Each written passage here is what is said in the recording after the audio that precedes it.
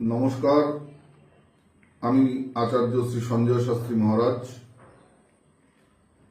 আগামী 17ই আগস্ট আমি থাকছি আলিপুরদুয়ার জেলার সিসাগড় মাঠে হিন্দু সম্মেলন বেলা 12টায়। আপামর উত্তরবঙ্গবাসীর কাছে সাদর আহ্বান, সমস্ত সনাতনীর কাছে সাদর আহ্বান, যারা নিজেদেরকে সনাতনী বলতে ভালোবাসেন, নিজেদেরকে সনাতনী ভাবনায় বিভাবিত করতে ভালোবাসেন, তাদের প্রত্যেককে সাদর আহ্বান, আপনারা আসুন আলিপুরদুয়ার জেলার স্কুল ময়দানে বেলা 12টায়। আমি থাকছেন ডক্টর সুমন কুমারজি।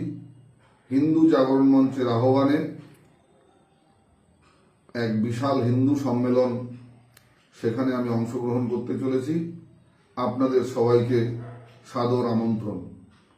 ভারত মাতা কি জয়, জয় শ্রীরাম।